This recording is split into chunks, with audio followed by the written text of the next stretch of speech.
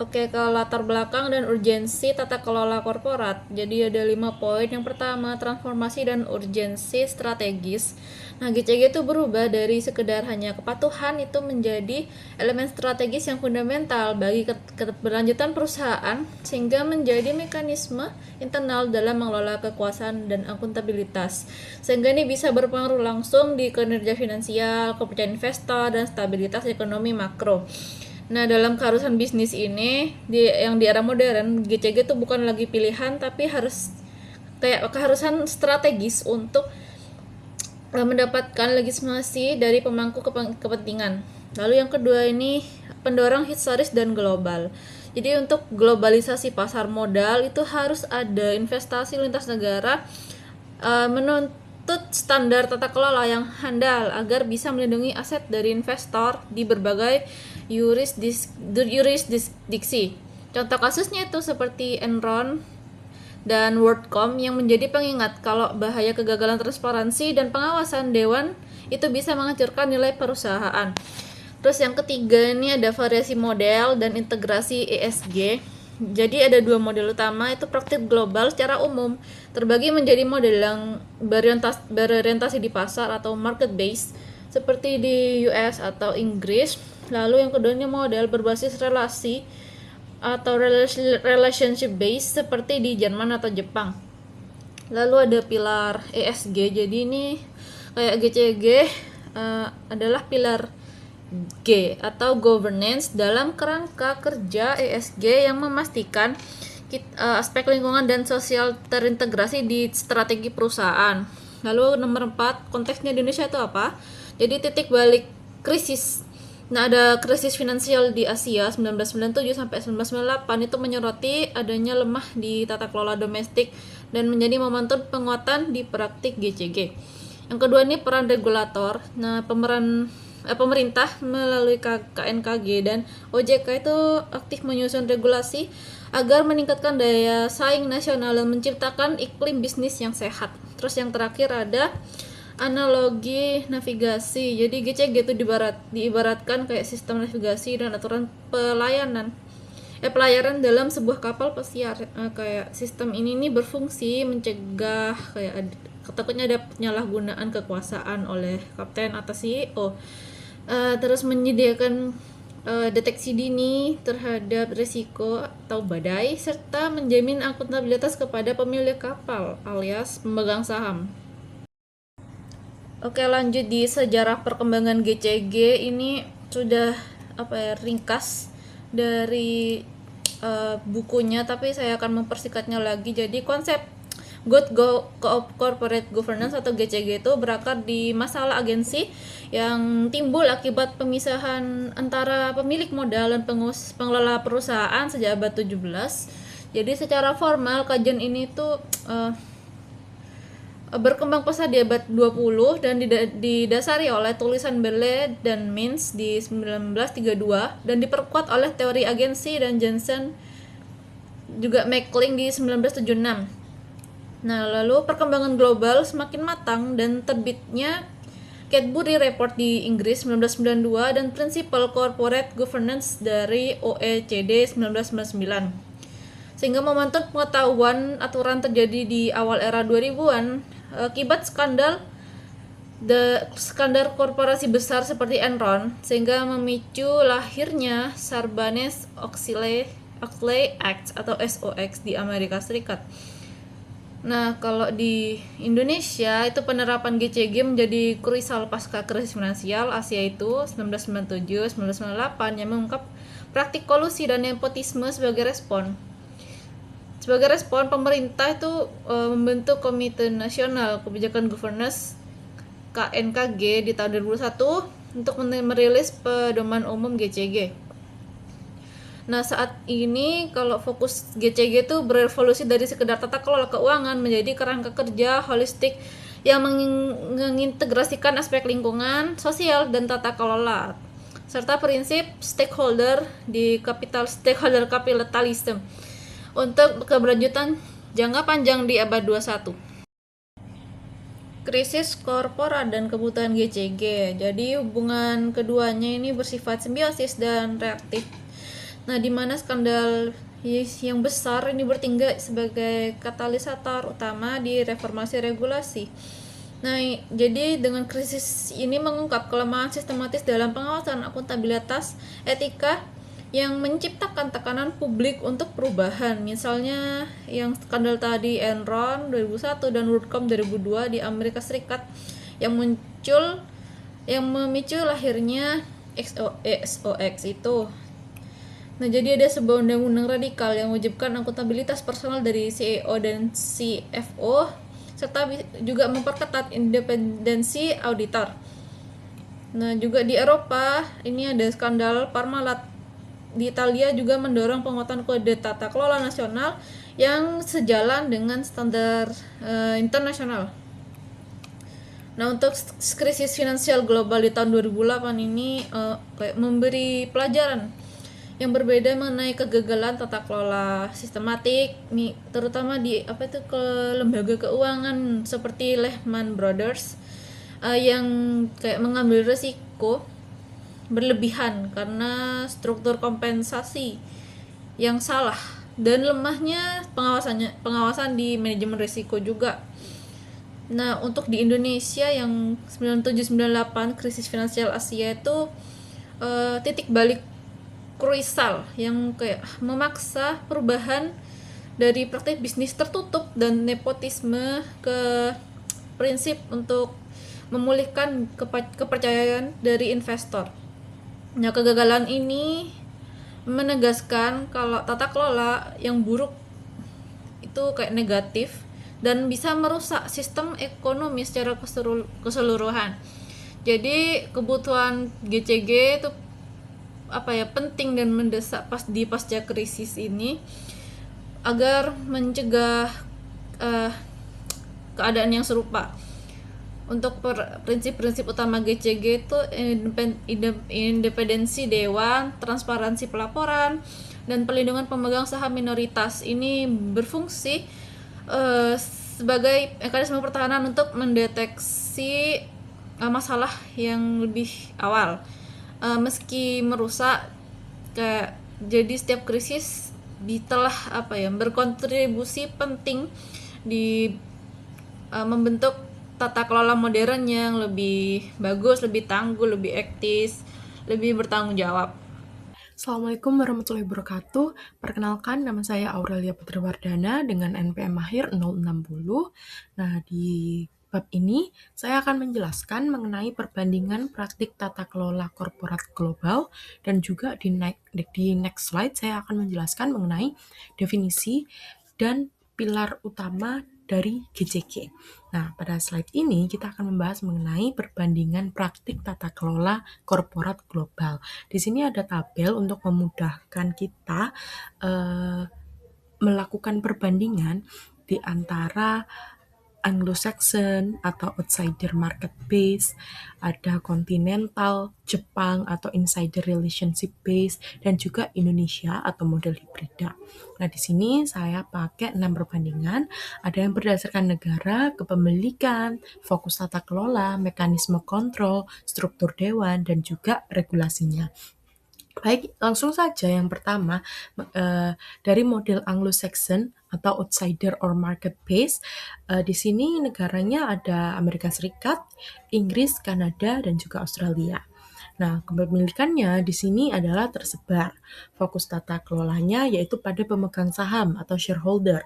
Mekanisme kontrolnya itu bisa melalui pasar modal dan juga takeover.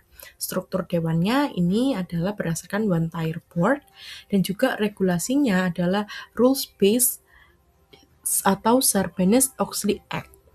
Nah, selanjutnya kita bahas mengenai kontinental Jepang atau insider or relationship base. Negaranya di sini ada Jerman, Prancis, dan tentunya Jepang. Kepemilikannya di sini adalah terkonsentrasi. Fokus tata kelolanya ada pada stakeholder atau pemangku kepentingan dan juga stabilitas jangka panjang. Mekanisme kontrolnya di sini bisa melalui bank dan juga tabungan jangka panjang. Struktur dewannya di sini two-tier board dan juga regulasinya adalah principle based atau comply or explain. Dan juga yang terakhir Indonesia atau model hibrida. Tentunya negaranya adalah Indonesia, kepemilikannya biasanya dominan dimiliki oleh keluarga. Fokus tata kelolanya adalah perlindungan minoritas dan juga akuntabilitas. Mekanisme kontrolnya bisa melalui regulasi dan juga pengawasan internal. Lalu struktur dewannya di sini adalah two-tier atau komisaris direksi. Regulasinya adalah diatur oleh otoritas jasa keuangan. Selanjutnya, apa sih itu GCG?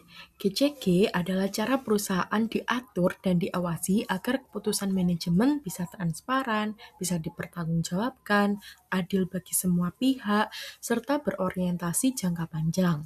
Intinya, GCG mengatur hubungan pemegang saham, manajemen, dewan, dan stakeholder agar mereka itu tidak jalan sendiri-sendiri. Lalu dasar pemikirannya atau teorinya di sini ada dua. Ada agency teori, yaitu mencegah manajemen bertindak demi kepentingan pribadi, dan ada juga stakeholder teori. Keputusan perusahaan harus mempertimbangkan pihak lain, bukan cuma pemegang saham. Nah, ada 5 pilar utama GCG atau bisa disingkat dengan tarif. Tarif itu ada transparansi, akuntabilitas, responsibilitas, independensi, dan juga kewajaran. Yang pertama, transparansi adalah informasi yang dibuka jelas atau tidak dirahasiakan. Akuntabilitas ada yang bertanggung jawab atas keputusan. Responsibilitas taat aturan dan peduli dampak sosial.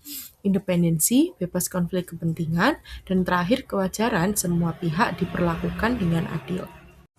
Berikutnya yaitu pengertian GCG dari berbagai perspektif, yaitu sistem yang mengatur dan mengendalikan perusahaan untuk menciptakan nilai tambah bagi seluruh pemangku kepentingan. Kemudian perspektif manajemen yaitu kerangka pengelolaan perusahaan yang transparan dan akuntabel. Terus kemudian perspektif pemangku kepentingan yaitu perlindungan hak dan kepentingan stakeholder. Dan yang terakhir perspektif regulasi yaitu kepatuhan terhadap hukum dan etika bisnis. Berikutnya yaitu 5 pilar utama GCG, yaitu transparansi, accountability, responsibility, independensi, dan yang terakhir fairness. Selanjutnya yaitu hubungan GCG dengan kinerja perusahaan, yaitu untuk meningkatkan kepercayaan investor, mengurangi risiko operasional, meningkatkan efisiensi dan efektivitas, mendorong kinerja perusahaan yang berkelanjutan. Prinsip dan manfaat penerapan tata kelola korporat. Penerapan tata kelola korporat yang efektif didasarkan pada serangkaian prinsip fundamental yang dirancang untuk memastikan bahwa perusahaan beroperasi secara bertanggung jawab, transparan, dan adil. Prinsip-prinsip ini yang seringkali tumpang tindih dan saling memperkuat pilar-pilar GCG atau tarif. Berfungsi sebagai panduan bagi dewan direksi dan manajemen dalam menjalankan tugas mereka. Inti dari semua prinsip ini adalah upaya untuk menyeimbangkan kekuasaan, menyelesaikan kepentingan, dan membangun kepercayaan di antara semua pemangku kepentingan. Prinsip transparansi dan akuntabilitas. Transparansi dan akuntabilitas merupakan dua pilar kembar yang menjadi fondasi tata kelola korporat yang efektif dan tidak dapat dipisahkan. Transparansi menuntut keterbukaan dalam penyampaian informasi yang relevan dan material secara akurat dan tepat waktu. Mencakup laporan keuangan historis, tujuan perusahaan, struktur kepemilikan, dan hak suara, kebijakan remunerasi, transaksi pihak belerasi, faktor risiko, serta isu sosial dan lingkungan. Kualitas transparansi tidak hanya terletak pada jumlah informasi, tetapi juga pada kejelasan, fleksibilitas, dan kemudahan pemahaman. Prinsip responsibilitas dan independen. Selain transparansi dan akuntabilitas, responsibilitas dan independensi merupakan elemen krusial dalam tata kelola korporat. Responsibilitas Memperluas fokus tata kelola dari internal perusahaan ke dampak eksternal, mengharuskan perusahaan beroperasi secara hukum, peraturan, dan norma etika, serta mengakui bahwa perusahaan adalah bagian dari ekosistem sosial dan ekonomi yang lebih luas. Responsabilitas mencakup keselamatan dan kesehatan kerja, keamanan produk, perlindungan lingkungan, serta kewajiban membayar pajak secara adil. Baik, jadi di sini saya akan melanjutkan mengenai materi manfaat bagi pemegang saham dan stakeholders. Penerapan tata kelola perusahaan yang baik atau GCG memberikan manfaat tidak hanya bagi pemegang saham, tetapi juga bagi seluruh pemangku kepentingan. Bagi pemegang saham, GCG membantu melindungi investasi dan meningkatkan potensi keuntungan karena perusahaan diawasi dengan baik, transparan, dan dikelola secara bertanggung jawab.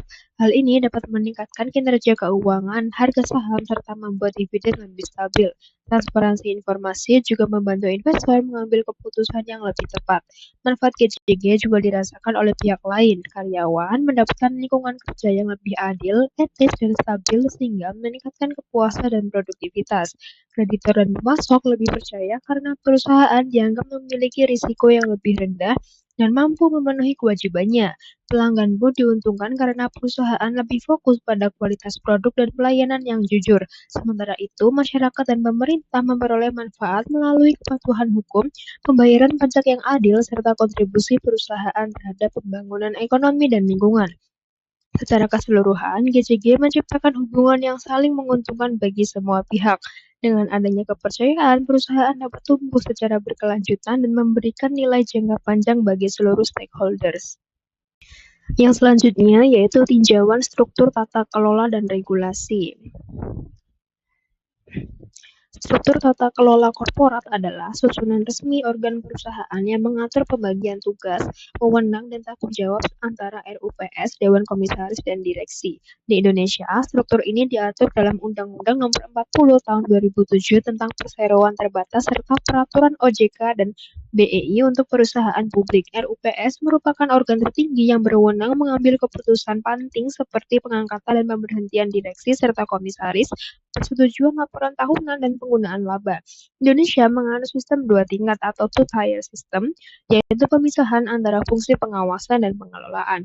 Dewan Komisaris bertugas mengawasi dan memberi nasihat kepada direksi, sedangkan direksi bertanggung jawab atas pengelolaan operasional perusahaan sehari-hari. Hubungan keduanya harus bersifat kemitraan yang kritis di mana komisaris mengawasi secara strategis dan direksi menjalankan operasional dengan akuntabilitas yang jelas. Untuk mendukung pengawasan, Dewan Komisaris biasanya dibantu oleh komite seperti Komite Audit serta Komite Nominasi dan Remunerasi. Regulasi GCG di Indonesia terus berkembang mengikuti praktik internasional. OJK mengatur ketentuan tentang komisaris independen, pembentukan komite, audit internal, dan keterbukaan informasi. BEI juga mewajibkan perusahaan tercatat untuk memenuhi standar GCG tertentu. Contohnya pada bank besar yang terdaftar di BEI, struktur dewan harus memiliki mayoritas komisaris independen dan membentuk berbagai komite pengawasan. Direksi melaporkan kinerja secara rutin kepada komisaris dan seluruh pertanggungjawaban disampaikan melalui RUPS. Struktur yang jelas dan diawasi regulasi ini bertujuan memastikan pengawasan yang kuat serta pembagian tanggung jawab yang tegas. Yang selanjutnya yaitu mengenai peran dan fungsi Dewan Komisaris. Dalam sistem tata kelola 2 tingkat atau two-tier system yang dianut di Indonesia, Dewan Komisaris memiliki peran strategis sebagai organ pengawas dan pemberi nasihat kepada direksi. Jika direksi bertanggung jawab atas pengelolaan operasional perusahaan, maka Dewan Komisaris bertugas memastikan perusahaan dikelola sesuai tujuan, kepentingan pemegang saham, dan prinsip good corporate governance. Efektivitas Dewan Komisaris sangat menentukan kualitas tata kelola perusahaan. Melalui yang pertama fungsi pengawasan atau supervision. Fungsi utama Dewan Komisaris adalah melakukan pengawasan terhadap kebijakan dan strategi yang dijalankan direksi. Pengawasan ini tidak bersifat operasional harian, melainkan pada aspek strategis seperti peninjauan rencana jangka panjang dan anggaran tahunan, persetujuan keputusan besar, pengawasan sistem pengendalian internal dan manajemen risiko, serta pemantauan integritas laporan keuangan. Melalui fungsi ini, Dewan Komisaris memastikan direksi bertindak dengan itikat baik, kehati-hatian, dan demi kepentingan terbaik perusahaan. Yang kedua, fungsi pemberian nasihat atau advisory. Selain mengawasi, Dewan Komisaris juga berperan sebagai pemberi nasihat strategis. Dengan pengalaman dan keahlian yang dimiliki, mereka dapat memberikan masukan terhadap kebijakan direksi, menantang asumsi dan strategi yang diajukan, serta mengidentifikasi peluang dan risiko yang mungkin terlewat. Hubungan ideal antara Dewan Komisaris dan direksi bukanlah hubungan yang bertentangan, melainkan kemitraan kritis dengan dialog terbuka dan konstruktif. Yang ketiga, independensi dan komposisi dewan. Regulasi OJK mewajibkan perusahaan publik memiliki komisaris independen, yaitu anggota dewan yang tidak memiliki hubungan afiliasi dengan pemegang saham, pengendali maupun direksi. Keberadaan komisaris independen penting untuk menjaga objektivitas pengawasan, melindungi pemegang saham minoritas, serta menjaga dominasi kepentingan tertentu. Selain independensi, keberagaman dalam keahlian, pengalaman, dan latar belakang juga meningkatkan kualitas keputusan dewan. Yang keempat, peran komite di bawah Dewan Komisaris.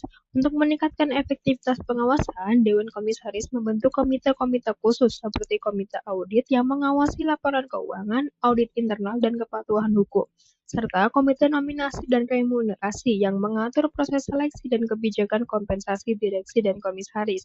Komite-komite ini membantu pendalaman analisis sebelum keputusan diambil secara kolektif oleh Dewan. Dan yang terakhir, tanggung jawab strategis lainnya. Dewan Komisaris juga bertanggung jawab dalam perencanaan suksesi direksi, khususnya Direktur Utama atau CEO, menjaga nilai, etika, dan budaya integritas perusahaan, serta memastikan keberlanjutan kepemimpinan dan stabilitas organisasi. Nah, selanjutnya ada peran dan fungsi direksi. Yang pertama ada kedudukan direksi. Nah, direksi ini adalah organ eksekutif yang menjalankan pengelolaan perusahaan sehari-hari. Nah, jadi direksi ini adalah organ eksekutif perusahaan yang menjadi motor penggerak perusahaan.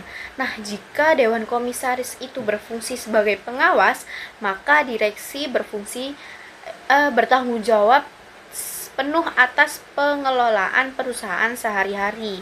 Nah, untuk berdasarkan Undang-Undang Perseroan Terbatas atau UU PT, direksi ini bertanggung jawab mengurus perseroan sesuai tujuan perusahaan serta mewakili perusahaan di dalam maupun di luar pengendalian. Nah, jadi beliau itu berwenang dan bertanggung jawab atas pengurusan perseroan, bertindak untuk kepentingan dan tujuan perseroan, dan mewakili perseroan di dalam dan di luar pengadilan. Nah, jadi direksi itu memegang tanggung jawab manajerial penuh atas operasional perusahaan. Nah, selanjutnya ada fungsi strategis. Nah, direksi ini berperan dalam menyusun dan melaksanakan strategi bisnis perusahaan. Nah, hal ini tuh dilakukan melalui penetapan visi, misi, rencana jangka panjang, serta pengawasan pelaksanaan strategi setelah disetujui oleh Dewan Komisaris. Nah, jadi prosesnya itu meliputi yang pertama tadi ada menetapkan visi, misi, dan nilai perusahaan, lalu menyusun rencana strategis jangka panjang, lalu menyusun rencana kerja dan anggaran tahunan, dan menganalisis lingkungan eksternal seperti peluang dan ancaman. Lalu yang terakhir mengevaluasi kondisi internal seperti kekuatan dan kelemahannya itu apa. Nah, setelah disetujui oleh Dewan Komisaris, direksi itu bertanggung jawab untuk memastikan strategi itu dijalankan secara efektif. Lalu yang terakhir ini ada pengelolaan dan tanggung jawab. Nah, direksi ini itu mengelola sumber daya perusahaan termasuk keuangan, SDM, dan aset. Nah, terus direksi itu juga menetapkan budaya etika dan membangun pengendalian internal. Dalam menjalankan tugasnya, direksi itu memiliki kewajiban bertindak dengan itikat baik dan penuh tanggung jawab. Nah, jadi direksi ini itu bertanggung jawab mengelola sumber daya perusahaan seperti yang pertama ada keuangan, itu contohnya menjaga struktur permodalan, mengelola arus kas, dan mengambil keputusan investasi. Lalu ada sumber daya manusia, itu untuk membangun tim manajemen yang kompeten dan menciptakan budaya kerja yang positif. Lalu yang ketiga ini ada aset fisik. itu pemeliharaan fasilitas, optimalisasi produksi, dan adopsi teknologi. Nah, jadi sebagai pemimpin itu, direksi harus menetapkan tone at the top, yaitu komitmen terhadap etika, integritas, kepatuhan hukum, dan sistem pengendalian internal yang efektif. Nah, baik, selanjutnya saya akan menjelaskan mengenai regulasi GCG di Indonesia. Yang pertama ini ada kerangka regulasi CGC di Indonesia. Nah, regulasi CGC di Indonesia ini tuh berkembang setelah krisis pada tahun 1997 hingga 1998. Nah, untuk regulator utamanya ini yaitu Otorisasi Jasa Keuangan atau OJK dan Bursa Efek Indonesia atau BEI yang menjadi regulator utama dengan landasan hukum Undang-Undang Perseroan Terbatas. Nah, tujuan regulasinya ini yang pertama menciptakan lingkungan bisnis yang transparan, akuntabel, dan adil, lalu melindungi investor dan meningkatkan daya saing emiten di pasar global. Lalu yang kedua ada pengaturan oleh OJK dan BEI. Nah, jadi OJK ini mengatur struktur dewan, komite audit internal, dan sekretaris perusahaan. BEI ini tuh mengatur kewajiban pelaporan dan kepatuhan emiten serta memberikan sanksi jika terjadi pelanggaran. Indonesia ini juga mengikuti standar regional melalui aset CG Scorecard. Selanjutnya saya akan menjelaskan mengenai konflik kepentingan dan agensi. Nah, yang pertama ada teori agensi. Ini tuh konflik agensi yang terjadi antara pemegang saham dan manajer karena perbedaan tujuan dan ketimpangan informasi. Kondisi ini tuh dapat menyebabkan keputusan manajemen tidak selalu sejalan dengan kepentingan pemegang saham. Nah, akibatnya itu manajer mungkin mengambil keputusan yang tidak sepenuhnya selaras dengan kepentingan pemegang saham sehingga timbul biaya agensi seperti biaya pengawasan dan kerugian akibat keputusan yang tidak optimal. Lalu yang kedua ada pengendalian konflik. Nah, jadi konflik agensi ini dikendalikan melalui tata kelola perusahaan baik secara internal seperti komisaris independen dan komite audit maupun eksternal seperti pengawasan pasar dan investor. Mekanisme ini tuh bertujuan menjaga keseimbangan kepentingan perusahaan. Nah, jadi melalui sistem checks dan balance yang kuat, tata kelola perusahaan itu diharapkan dapat memastikan manajer bertindak demi kepentingan terbaik pemegang saham. Di sini saya akan menjelaskan mengenai jenis-jenis konflik agensi. Tipe pertama ada manajer dan pemegang saham. Konflik klasik antara manajer sebagai agen dan pemegang saham sebagai pemilik itu muncul ketika manajer itu tidak selalu bertindak sesuai kepentingan pemilik. Misalnya, mengambil keputusan yang menguntungkan diri atau terlalu berhati-hati. Situasi ini sendiri itu muncul pada perusahaan dengan kepemilikan yang tersebar. Pengendaliannya itu bisa dilakukan dengan pengawasan serta pemberian insentif yang sejalan. Tipe kedua ada pemegang saham mayoritas dengan pemegang saham minoritas. Konflik ini itu terjadi ketika pemegang saham pengendali mengambil keputusan yang menguntungkan dirinya sendiri tetapi merugikan pemegang saham minoritas. Misalnya lewat transaksi pihak berelasi yang tidak wajar atau kebijakan dividen yang rendah. Pencegahannya sendiri itu bisa dengan perlindungan hukum bagi minoritas, transparansi, dan peran komisaris independen. Tipe ketiga ada perusahaan atau pemegang saham dengan kreditor. Konflik ini itu muncul ketika perbedaan kepentingan terkait mengambil resiko tinggi atau membayar dividen yang besar setelah menerima pinjaman yang mendorong pemegang saham itu membuat keputusan yang tidak menguntungkan kreditor.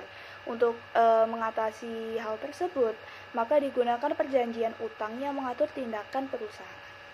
Selanjutnya ada mekanisme pengawasan konflik. Jadi untuk mengatasi konflik agensi, maka perusahaan itu bisa menggunakan mekanisme internal dan eksternal yang saling melengkapi. Yang pertama ada mekanisme internal adalah instrumen yang diciptakan di dalam perusahaan itu sendiri.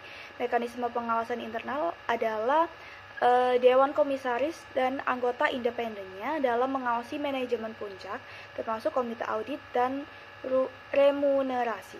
Selanjutnya adalah struktur kepemilikan yang menyelaraskan kepentingan manajer dan pemegang saham, serta memungkinkan investor institusional dalam melakukan pengawasan yang aktif. Lalu ada juga desain kompensasi eksekutif yang dikaitkan dengan kinerja jangka panjang yang mendorong manajer itu bertindak sesuai dengan kepentingan perusahaan meski perlu dirancang dengan hati-hati. Yang kedua ada mekanisme eksternal, yaitu instrumen yang berasal dari kekuatan pasar dan lingkungan regulasi. Yang pertama ada pasar untuk kontrol korporat yang mendorong manajer itu untuk menjaga kinerja dari ancaman takeover dan ancaman kehilangan pekerjaan secara kontrolnya. Selanjutnya adalah pengawasan oleh pihak luar seperti auditor eksternal yang memberikan jaminan independen atas kewajaran laporan keuangan, analisis keuangan yang terus-menerus meneliti perusahaan dan mengeluarkan rekomendasi investasi yang menyoroti kinerja baik maupun buruk. Lalu ada juga lembaga pemeringkat kredit yang mengevaluasi kesehatan keuangan perusahaan. Terakhir ada lingkungan hukum dan regulasi. Apabila lingkungan hukum dan regulasi itu kuat, maka investor itu dapat dilindungi dan dapat juga menjadi dasar efektivitas pengawasan. Selanjutnya ada peran tata kelola dalam memitigasi konflik. Tata kelola korporat itu berfungsi mengatur penanganan konflik kepentingan melalui mekanisme pengawasan yang terbuka dan adil, bukan menghilangkannya secara keseluruhan. Dalam konflik tipe 1, perannya itu tampak pada penguatan fungsi Dewan Komisaris serta pemberian insentif jangka panjang kepada manajer.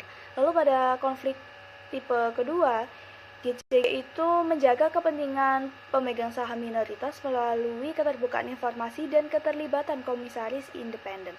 Sementara itu pada tipe 3, perhatian itu lebih pada pengelolaan resiko, sistem pengendalian internal, serta keandalan laporan keuangan untuk melindungi kreditor. Jadi dengan mendefinisikan peran dan tanggung jawab secara jelas, maka dapat memastikan pengawasan yang independen, menuntut transparansi dan menegakkan akuntabilitas. GCG sendiri itu menciptakan sebuah sistem di mana keputusan itu lebih mungkin diambil demi kepentingan jangka panjang perusahaan secara keseluruhan.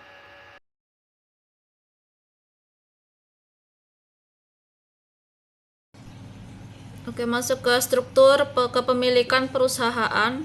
Jadi ini adalah fondasi krusial di tata kelola korporat atau GCG yang ini kayak menggambarkan distribusi saham antar investor mempengaruhi kontrol, terus intensif manajer atau dewan, dan konflik agensi. Ini dikutip di Jane et al. Tahun 2025. Jadi analisis GCG tuh gak lengkap kalau gak bisa memahamin pemilik, dominan, dan strukturnya.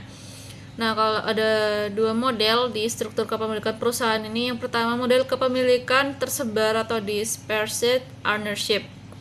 Ini contohnya di umum di pasar Anglo-Saxon kayak US dan Inggris, di mana saham ini tersebar di banyak investor kecil tanpa pengendali dominan, sehingga memunculkan kayak konflik tipe 1. Kayak manajer profesional cenderung bertindak buat diri sendiri, bukan pemegang saham pasif yang bisa terfragmentasi. Ini kutipan dari Aguilera dan Calisto tahun 2025. Nah, jadi mekanisme GCG itu bergantung di dewan independen dan pasar kontrol korporat untuk bisa kayak diawasi. Yang kedua ini kepemilikan terkonsentrasi atau concentrated ownership. Ini pasarnya umum di Indonesia dan banyak juga di negara lain, dengan saham mayoritas dikuasai oleh keluarga sendiri, negara, atau investor strategis. Ini kutipan dari Pratama dan Firmansyah tahun 2022. Mengatasi agensi tipe ini melalui pengawasan ketat kayak pemilik dominan, tapi dilahirkan tipe kedua, yaitu risiko eksploitasi minoritas oleh pengendali untuk keuntungan pribadi. Jadi klasifikasi investor dan dampaknya, kalau institusional versus individu. Jadi untuk investor institusional itu ada dana pensiun, asuransi, reksadana. Dan juga lebih efektif awas berkat sumber daya canggih, sementara untuk individu atau retail itu kurang. Ini kutipan dari Setiawan dan Sari tahun 2022. Kalau dampak bagi asing versus dampak domestik, jadi investor asing itu menuntut standar transparansi internasional yang tinggi dan beri sinyal positif di GCG. Nah, untuk implikasi untuk desain GCG, jadi setiap struktur itu perlu mekanisme khusus, terus komisaris independen, dilindungi minoritas yang terkonsentrasi, terus tema kompensasi eksekutif berbasis harga saham yang selaras dan tersebar. Lalu struktur yang dinamis berupa merger atau akuisisi, sehingga GCG harus adaptif mengatasi konflik relevan atau tidak ada formula universal. Oke, lanjut di kepemilikan institusional versus individu. Untuk pengertiannya itu kayak dimensi kunci struktur kepemilikan yang mempengaruhi partisipasi di GCG, sehingga peningkatan kepemilikan institusional umumnya memperkuat mekanisme GCG. Kutipan dari Setiawan dan Sari 2022. Jadi perbandingan institusional dan individu atau retail itu ukuran stake-nya institusional besar 1-20%, kalau retail kecil kurang dari 0,1%. Aktivitasnya institusional aktif kayak berdialog, voting, proposal dan lain-lain. Kalau retail tuh bersifat pasif kayak jualan cepat terus jarang voting. Kalau di pengawasan institusional itu canggih, tim pro dan stewardship codes. Kalau retail itu terbatas kayak info dari publik atau media sosial. Terus di dampak GCG di institusional bisa meningkatkan transparansi dan akuntabilitas. Kalau retail bisa volatil dan kurang disiplin kayak jangka panjang. Misal kalau institusional, Calpres ini tekan perusahaan dikurangi emisi. Kalau retail itu retail Indonesia bersifat panic sell saat crash di IDX. Nah, untuk karakteristik investor institusional ini kayak dana pensiun, asuransi, reksadana, endowment funds, dan bank yang kelola dana besar pihak lain. Keunggulannya tuh insentif kuat, jadi stake-nya besar, jutaan atau miliar dolar, sehingga motivasi aktifnya tuh kayak lebih disuarakan daripada saham massal atau ya kayak di jalan gitu. Lalu kemampuannya canggih, kayak ada tim analisis profesional, riset yang lebih mendalam, terus dialog dengan manajer atau dewan, terus suara kuat di RUPS dan stewardship codes untuk dewan, isu dewan dan remunerasi. Kutip dari Hussein et al 2024. Tanya itu juga berfungsi sebagai penyeimbang kekuatan dari manajemen. Nah, lalu ada implikasi bagi perusahaan dan GCG. Jadi didominasi institusional, kayak pengawasannya ketat, tekanan GCG bersifat berkelanjutan dan kinerjanya jangka panjang. Kalau denominasi retail itu mungkin kebebasan manajerialnya lebih besar, tapi berisiko kurang akuntabilitas dan transparansi kalau pengawasan internalnya lemah. Yang terakhir itu kalau misalnya dicampur institusional dan retail, ini bisa ideal dan menciptakan pasar yang sehat. Itu kutipan dari Setiawan dan Sari tahun 2022. Assalamualaikum warahmatullahi wabarakatuh. Perkenalkan, nama saya Aurelia Putriwardana dengan NPM Mahir 060. Di slide ini atau di bab 2 saya akan menjelaskan mengenai konsentrasi kepemilikan dan dampaknya pada tata kelola. Apa sih itu konsentrasi kepemilikan? Konsentrasi kepemilikan adalah kondisi ketika sebagian besar saham perusahaan dikuasai oleh sedikit pihak, seperti keluarga, individu, atau grup usaha tertentu. Tentunya ada dampak positif dan juga dampak negatif. Dampak positif yang pertama adalah pengawasan manajemen lebih kuat. Pemilik mayoritas punya insentif besar untuk mengontrol kinerja manajer. Yang kedua, pengambilan keputusan lebih cepat dan fokus. Tidak terlalu banyak konflik antar pemegang saham. Dan yang ketiga, mengurangi konflik manajer dengan pemilik. Lalu dampak negatifnya yang pertama, risiko penyalahgunaan kekuasaan. Pemegang saham mayoritas bisa merugikan pemegang saham yang minoritas. Kedua, ada tunneling atau ekspropriasi. Contohnya, transaksi pihak berelasi yang tidak wajar, nepotisme, aset dipakai untuk kepentingan pribadi. Dan juga yang ketiga bisa muncul konflik mayoritas dan juga minoritas. Lalu ada faktor penentu aman atau beresiko. Ini ada 3 faktor utama. Yang pertama adalah kuat lemahnya perlindungan hukum investor minoritas. Yang kedua, peran komisaris independen dan komite audit. Dan yang ketiga, transparansi transaksi pihak yang berelasi. Lalu praktiknya di Indonesia atau pada kenyataannya itu rata-rata kepemilikan keluarga ini sangat dominan. Fokus GCG yaitu melindungi pemegang saham yang minoritas, serta diatur dan diawasi oleh OJK melalui aturan komisaris independen dan keterbukaan informasi. Nah, selanjutnya saya juga akan menjelaskan perbedaan antara kepemilikan asing dan juga domestik. Nah, di sini saya akan membagi menjadi 5 bagian. Ada dari ciri utama, standar GCG, peran pengawasan, dampak umum, dan juga resikonya. Kita masuk ke yang jenis kepemilikan asing terlebih dahulu. Jenis kepemilikan asing ini ciri utamanya adalah investor global dan juga institusi besar. Standar GCG-nya itu tinggi, mengacu pada standar internasional atau yang kita tahu OECD. Peran pengawasannya itu aktif, menuntut transparansi dan juga independensi dewan. Dampak umumnya itu bisa meningkatkan kualitas GCG dan kepercayaan pasar. Resikonya adalah orientasinya jangka pendek dan juga benturan budaya. Karena mereka adalah institusi besar, mereka mendatangkan banyak individu dari beragam budaya sehingga mungkin banyak terjadi benturan budaya. Hal ini berbeda dengan kepemilikan domestik atau biasanya yang ada di Indonesia. Ciri utamanya mereka adalah kepemilikan keluarga, individu maupun institusi lokal.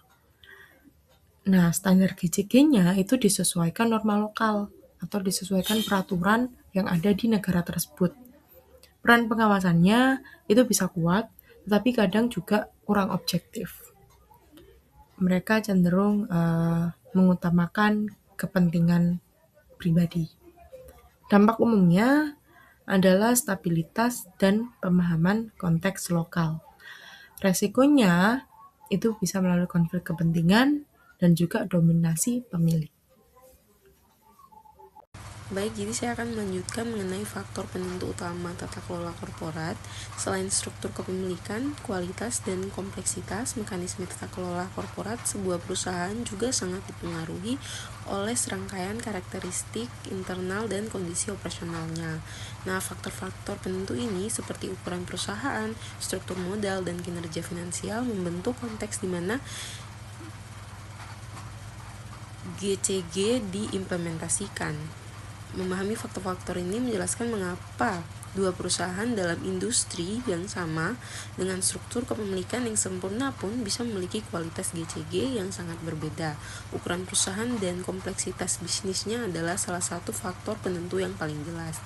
Perusahaan yang lebih besar dan lebih kompleks secara inheren menghadapi tantangan tata kelola yang lebih besar, operasi yang terbesar dibagi negara, lilin produk yang beragam, dan ribuan karyawan menciptakan masalah pemantauan dan pengendalian yang jauh lebih rumit bagi dewan direksi dan manajemen puncak.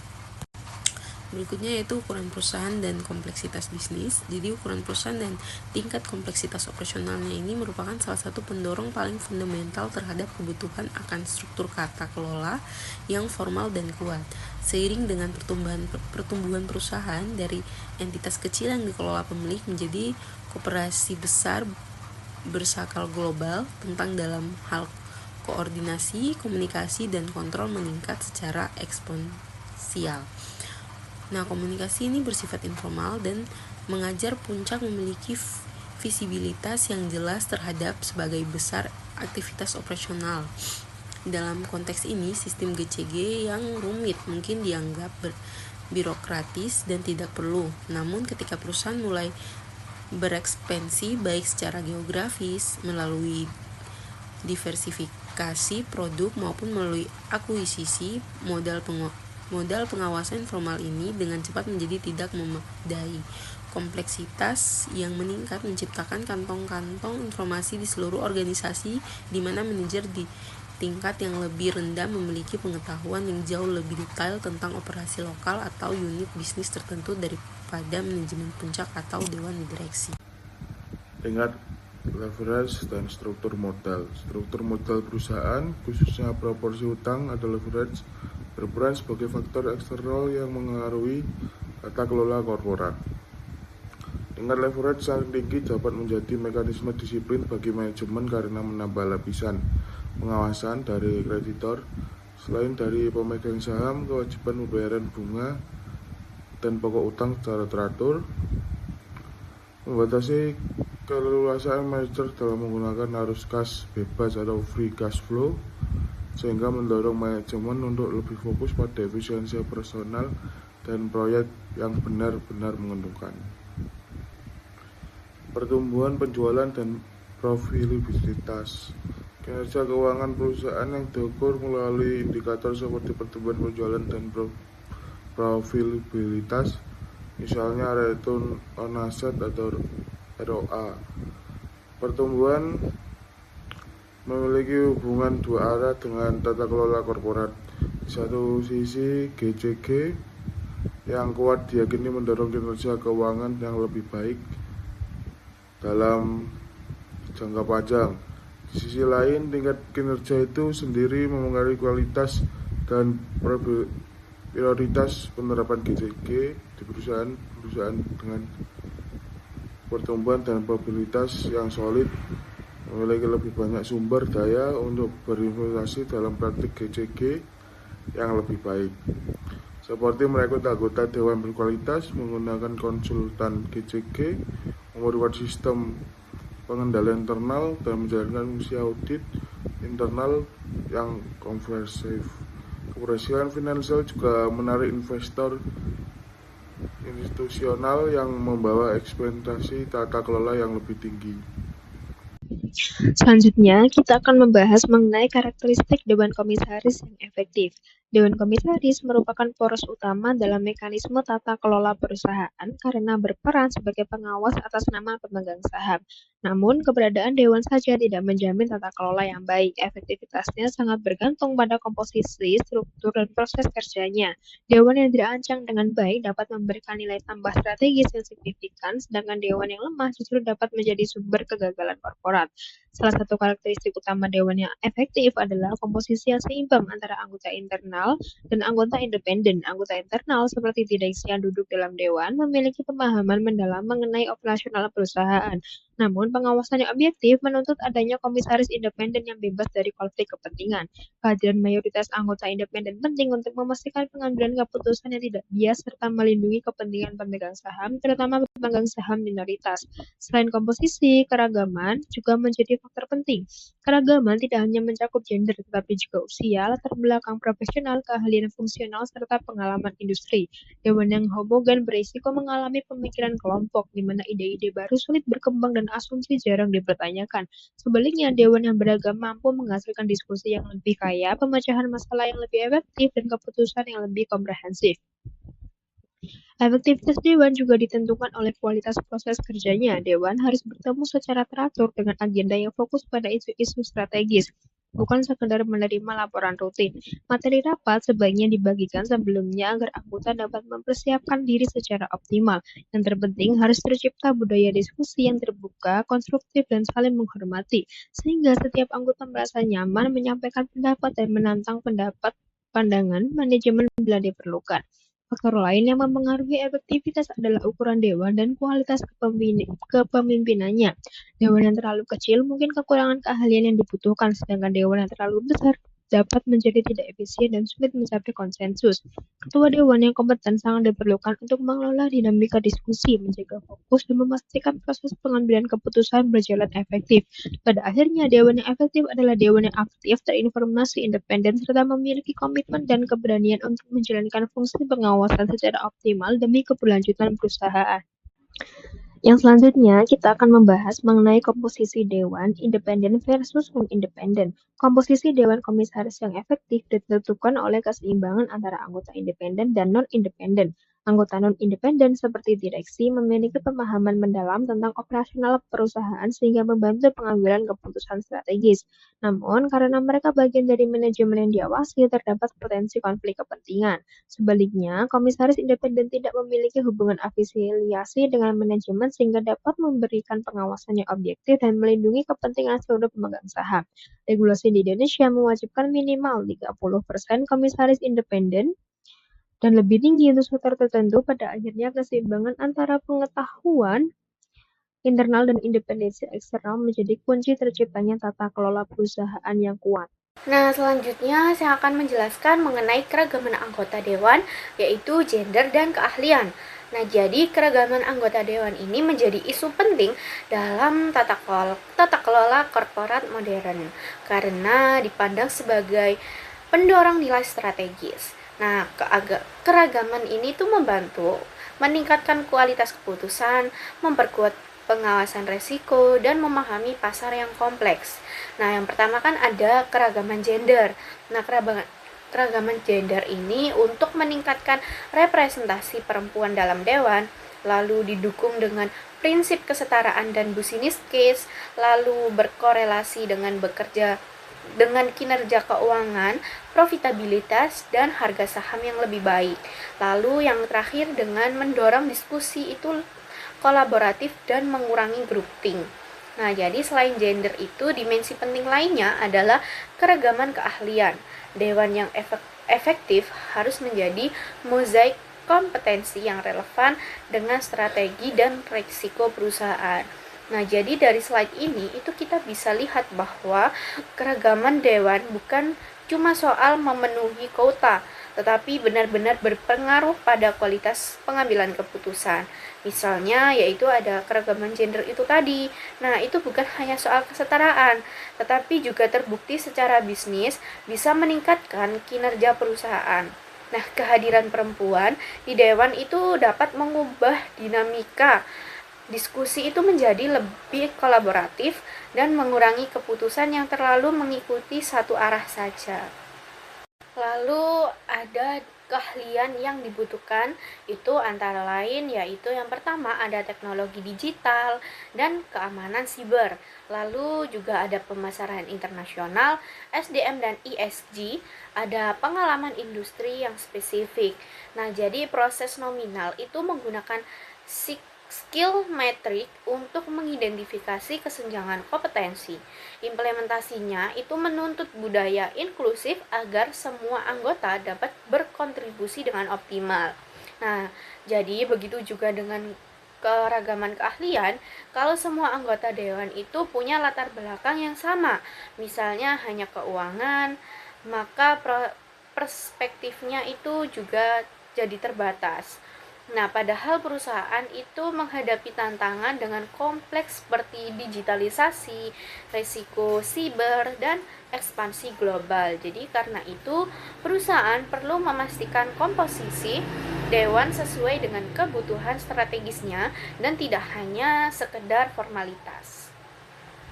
Nah, selanjutnya saya akan menjelaskan mengenai frekuensi pertemuan dan efektivitas pengawasan.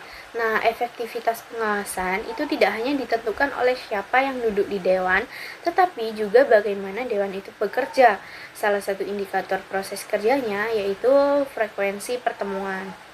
Nah, frekuensi yang memadai itu diperlukan untuk memantau kinerja keuangan serta secara berkala, lalu mengawasi proyek yang strategis, lalu juga mengidentifikasi dan merespon resiko. Nah, praktik terbaik itu menyarankan pertemuan minimal setiap kuartal. Namun, hubungan antara frekuensi dan efektivitas itu tidak sekedar semakin banyak, semakin baik. Jadi, pertemuan yang terlalu sering itu bisa menjadi tanda masalah atau tidak produktif.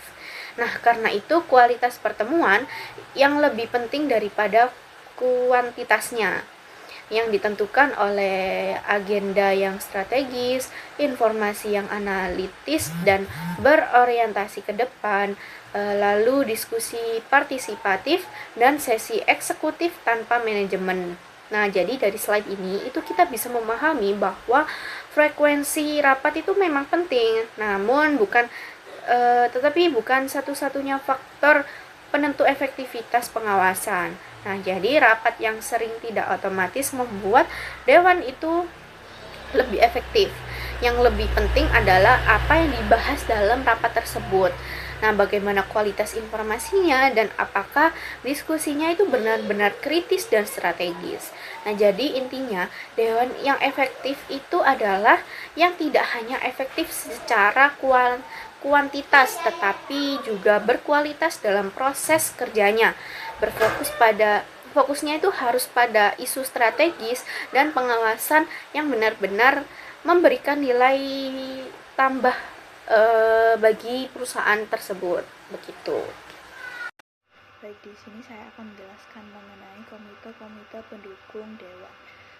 Dewan komisaris sendiri kan memiliki tanggung jawab yang luas sehingga mendelegasikan sebagian tugasnya itu kepada komite-komite kecil untuk pengawasan yang lebih fokus dan mendalam. Komite ini sendiri itu memungkinkan spesialisasi, pembagian kerja, dan analisis mendalam sekaligus memberikan rekomendasi kepada dewan secara penuh. Struktur komite itu menandakan dewan yang matang dan biasanya itu diatur oleh peraturan bursa atau regulator. Komite utama GCG antara lain yang pertama ada komite audit yang fokusnya itu pada pengawasan proses audit dan pelaporan keuangan.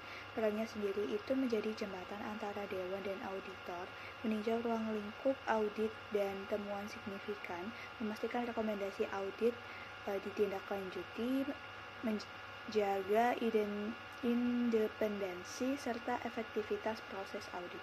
Yang kedua ada komite nominasi yang menilai dan merekomendasikan calon anggota dewan. Yang ketiga ada komite remunerasi yang menetapkan kebijakan kompensasi di Indonesia. Komite nominasi dan remunerasi itu sering digabung menjadi satu komite. Yang keempat ada komite tambahan untuk risiko khusus, misalnya seperti komite manajemen risiko atau komite keberlanjutan. Adapun faktor efektivitas komite, yang pertama ada piagam komite yang menjelaskan tujuan, tugas, wewenang, dan prosedur pelaporan. Lalu yang kedua ada komposisi anggota yang dimana mayoritasnya itu independen, berpengalaman, dan relevan dengan bidang tugasnya. Yang ketiga ada sumber daya yang memiliki akses penuh ke informasi dan kemampuan menyewa penasihat eksternal. Yang terakhir ada interaksi efektif yang melaporkan temuan ke dewan dan bekerja sama dengan manajemen serta auditor internal atau eksternal. Selanjutnya mengenai peran dan fungsi komite audit. Komite audit sendiri itu merupakan komite dewan yang sangat penting dalam memastikan integritas perusahaan dan menjaga kepercayaan publik. Di Indonesia, regulasi seperti POJK nomor 55-POJK-04-2015 itu mewajibkan perusahaan publik membentuk komite dengan ketentuan khusus terkait dengan komposisi dan tanggung jawabnya. Fungsi utama dari komite audit sendiri itu ada 4. Yang pertama adalah pengawasan pelaporan keuangan. yang meninjau laporan triwulan dan tahunan sebelum dipublikasikan, mengevaluasi pertimbangan akuntansi yang penting, dan memantau potensi perselisihan antara manajemen dan auditor eksternal. Yang kedua ada pengawasan pengendalian internal dan manajemen risiko yang menilai desain serta efektivitas pengendalian internal, berdiskusi dengan manajemen dan auditor, serta memantau perbaikan atas kelemahan material yang ditemukan. Yang ketiga ada hubungan dengan auditor eksternal yang merekomendasikan penunjukan auditor, menetapkan kompensasi, meninjau ruang lingkup audit serta jasa non audit, dan menjadi saluran utama bagi auditor untuk melaporkan temuan. Yang keempat ada pengawasan audit internal yang menyetujui piagam, rencana kerja, dan anggaran audit internal, meninjau laporan secara berkala, menindaklanjuti temuan penting, serta mengawasi kepala audit internal. Adapun komposisi efektif komite audit antara lain yang pertama adalah independensi anggota, di mana seluruh anggota itu harus independen agar keobjektivitasan itu tetap terjaga. Yang kedua ada keahlian anggota, di mana minimal satu anggota itu harus memiliki keahlian di bidang akuntansi atau keuangan, atau bisa disebut audit committee financial expert. Yang ketiga ada sikap profesional anggota, yang kita ketahui bahwa anggota itu harus bersikap skeptis secara profesional, memiliki rasa ingin tahu, dan berani mengajukan pertanyaan kritis kepada manajemen maupun kepada auditor. Selanjutnya mengenai peran dan fungsi komite audit. Komite audit sendiri itu merupakan komite dewan yang sangat penting dalam memastikan integritas perusahaan dan menjaga kepercayaan publik. Di Indonesia, regulasi seperti POJK nomor 55-POJK-04-2015 itu mewajibkan perusahaan publik membentuk komite dengan ketentuan khusus terkait dengan komposisi dan tanggung jawabnya. Fungsi utama dari komite audit sendiri itu ada 4. Yang pertama adalah pengawasan pelaporan keuangan yang meninjau laporan triwulan dan tahunan sebelum dipublikasikan, mengevaluasi pertimbangan akuntansi yang penting, dan memantau potensi perselisihan antara manajemen dan auditor eksternal. Yang kedua ada pengawasan pengendalian internal dan manajemen risiko yang menilai desain serta efektivitas pengendalian internal, berdiskusi dengan manajemen dan auditor, serta memantau perbaikan atas kelemahan material yang ditemukan. Yang ketiga ada hubungan dengan auditor eksternal yang merekomendasikan penunjukan auditor, menetapkan kompensasi, meninjau ruang lingkup audit serta jasa non audit, dan menjadi saluran utama bagi auditor untuk melaporkan temuan. Yang keempat ada pengawasan audit internal yang menyetujui piagam, rencana kerja, dan anggaran audit internal, meninjau laporan secara berkala, menindaklanjuti temuan penting, serta mengawasi kepala audit internal. Adapun komposisi efektif komite audit antara lain yang pertama adalah independensi anggota, di mana seluruh anggota itu harus independen agar keobjektivitasan itu tetap terjaga. Yang kedua ada keahlian anggota, di mana minimal satu anggota itu harus memiliki keahlian di bidang akuntansi atau keuangan, atau bisa disebut audit committee financial expert. Yang ketiga ada sikap profesional anggota, yang kita ketahui bahwa anggota itu harus bersikap skeptis secara profesional, memiliki rasa ingin tahu, dan berani mengajukan pertanyaan kritis kepada manajemen maupun kepada auditor. Selanjutnya, saya akan menjelaskan tentang peran dan fungsi komite nominasi dan remunerasi. Komite nominasi dan remunerasi berfokus pada integritas orang-orang yang memimpin perusahaan dan sistem insentif yang mendorong perilaku mereka. Fungsinya dari nominasi dari komite ini berkaitan dengan yang pertama ada proses identifikasi, evaluasi, dan rekomendasi calon anggota komisaris, dewan komisaris, dan direksi. Yang kedua, komite nominasi yang efektif akan menggunakan matriks keahlian dewan atau board skill matrix.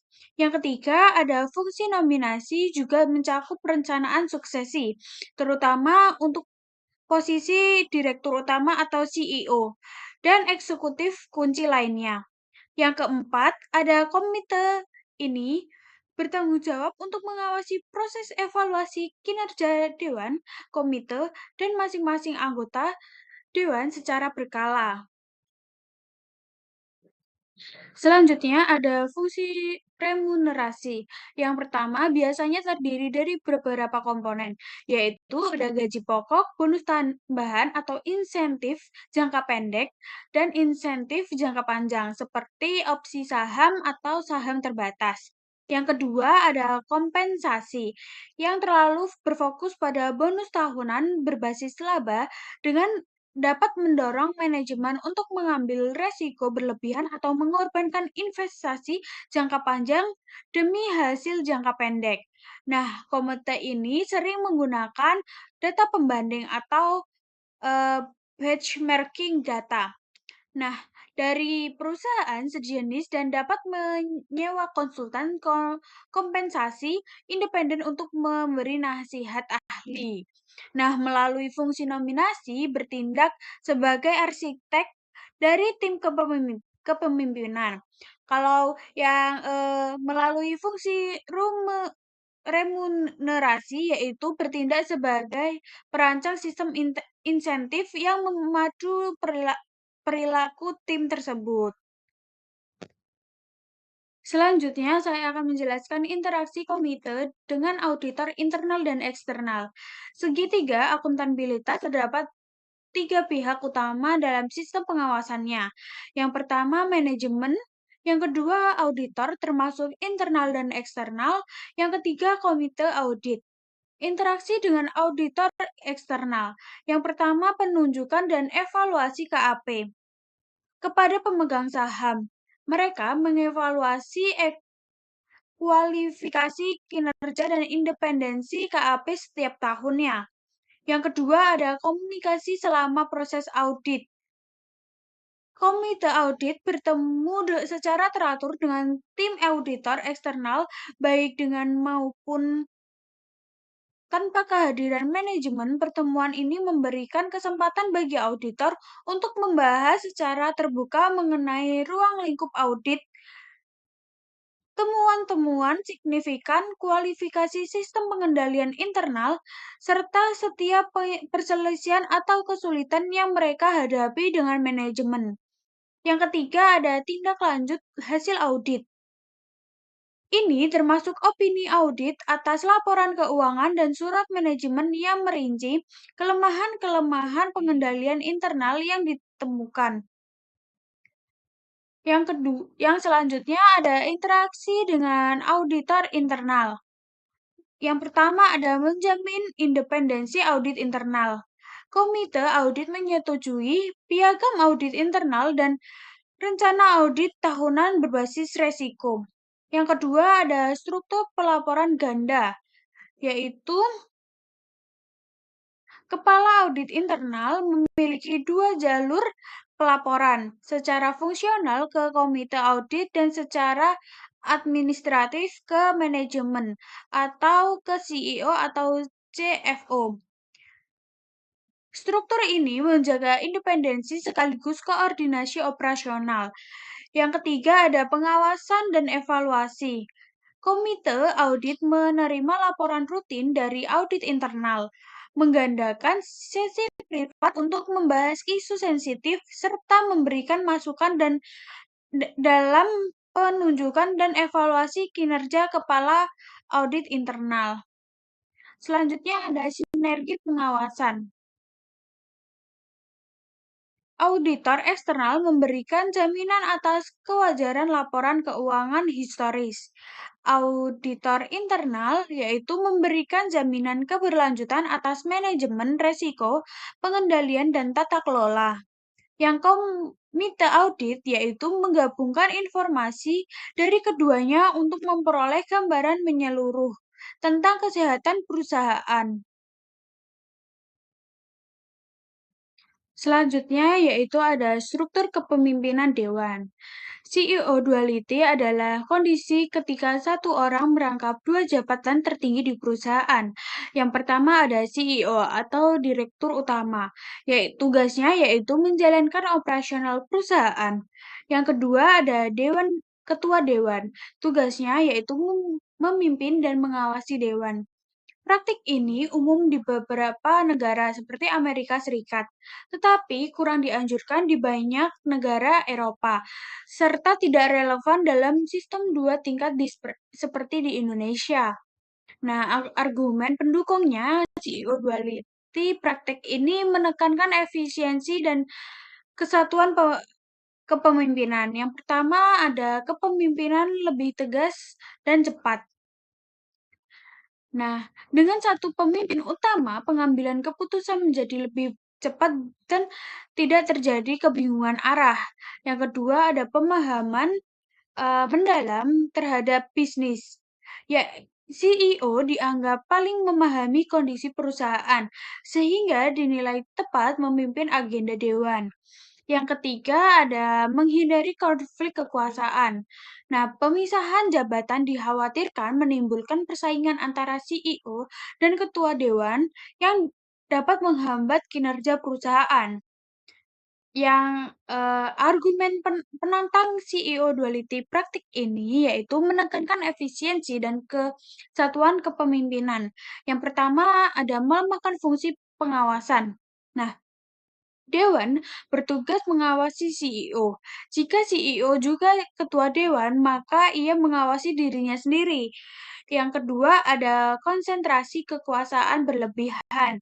Nah, CEO dapat mengontrol agenda rapat, informasi yang disampaikan, dan bahkan evaluasi kinerjanya sendiri.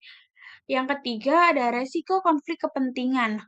Nah, kepentingan pribadi CEO berpotensi lebih diutamakan dibanding kepentingan pemegang saham. Yang selanjutnya ada sistem tata kelola yang sudah memisahkan. Yang pertama ada direksi atau dipimpin direktur utama, fungsinya yaitu pengelolaan. Yang dewan komisaris dipimpin oleh komisaris utama, fungsinya yaitu pengawasan. Selanjutnya, saya akan menjelaskan tentang keuntungan dan kerugian pemisahan jabatan. Nah, ada keputusan memisahkan atau menggabungkan jabatan CEO dan ketua dewan yang harus mempertimbangkan. Yang pertama ada kondisi perusahaan, yang kedua ada struktur kepemilikan, yang ketiga ada lingkungan bisnis, yang keempat ada situasi krisis atau isu sensitif, misalnya suksesi CEO. Nah, ada keuntungan pemisahan jabatan juga. Yang pertama ada pengawasan yang lebih independen, yaitu pemisahan menciptakan checks and balance yang lebih efektif. Ketua dewan dapat mengawasi CEO secara lebih objektif. Yang kedua, ada peningkatan keseimbangan kekuasaan. Nah, CEO bertanggung jawab kepada dewan, dan dewan bertanggung jawab kepada pemegang saham. Nah, struktur ini dapat mengurangi resiko konsentrasi kekuasaan. Yang ketiga ada fokus peran yang lebih baik. Nah, CEO dapat fokus sepenuhnya pada tugas-tugas pengelolaan operasional dan eksekusi strategi sehari-hari.